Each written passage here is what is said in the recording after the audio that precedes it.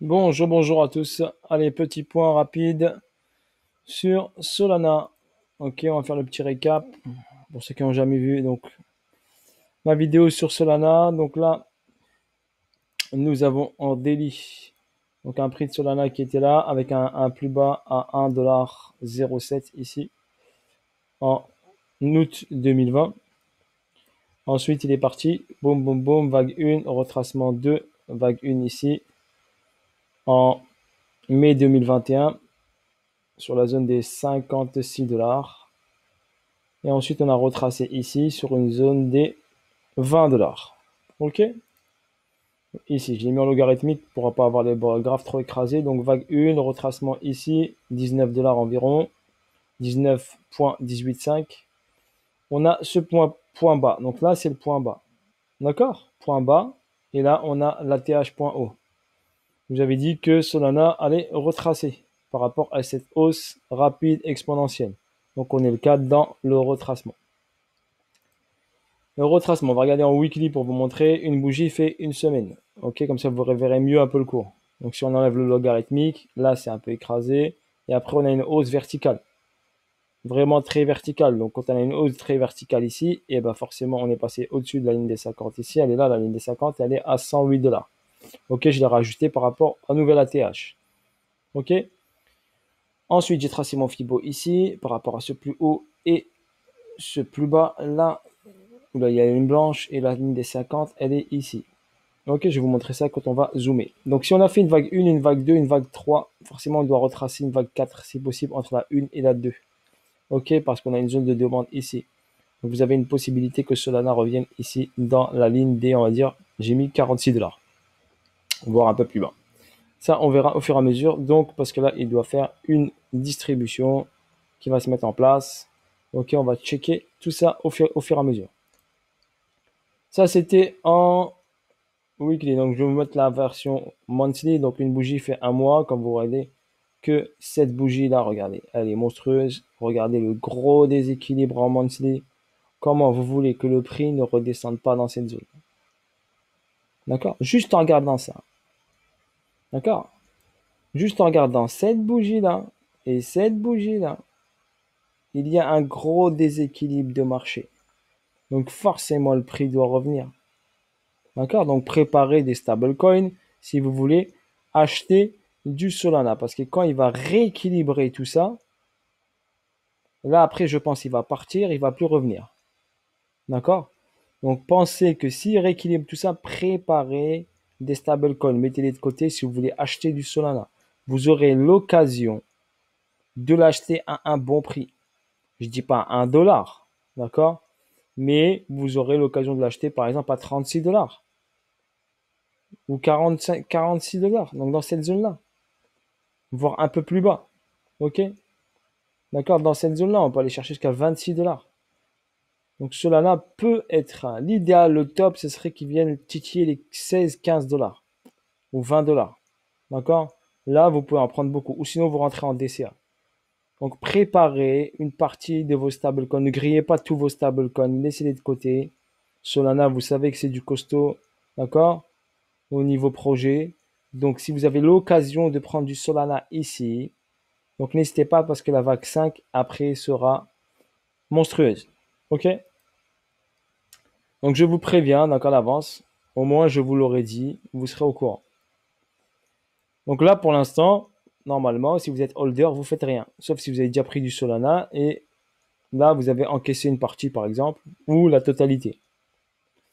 Donc là, parce qu'il va faire quoi? Il va retracer forcément. Comme je vous avais mis, regardez, j'ai mis la petite boîte ici. Vous vous rappelez, petite boîte. Et je vous ai dit que le prix doit revenir ici forcément. Donc qu'est-ce qu'il a fait? Bah, il est revenu ici. D'accord? Et là, on a une schématique forcément de distribution BCAR, ST, et normalement, il doit descendre en dessous de ce AR là. D'accord? Donc en dessous de la ligne jaune que j'ai mise là. Il doit venir ici. Et en même temps, regardez, la ligne des 50, elle est là. Sur cette structure-là, du plus bas ici au plus haut ici. Donc il doit passer en dessous de ça. Donc en dessous de la ligne jaune, vous voyez? Il a déjà ici travaillé ici ce plus bas ici qui était là. Donc il est venu travailler ce plus bas, c'est bon, il a travaillé une fois. Il faut qu'il vienne travailler celui-là.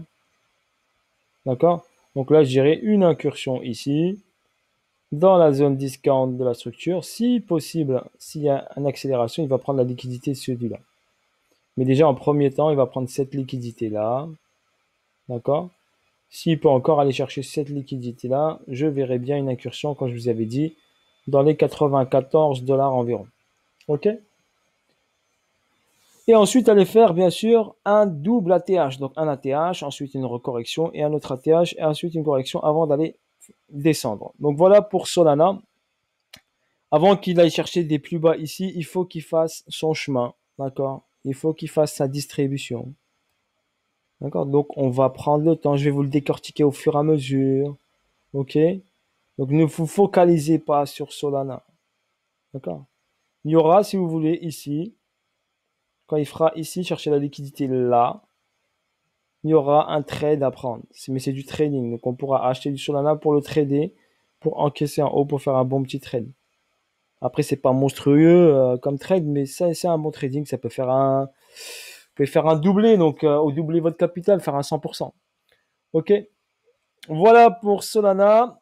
J'espère que tout le monde va bien, que vous avez passé une bonne semaine, que tout se passe bien. Elle n'est pas encore finie, il reste encore demain, vendredi, et à mon avis, ce week-end va s'annoncer mouvementé sur le Bitcoin. Je vous l'annonce. À mon avis, ce week-end va être un peu mouvementé.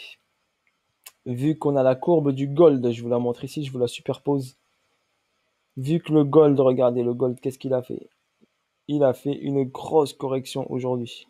Une énorme correction ici. Il est passé de 1805 $ à 1752 $. Il a perdu 50 $.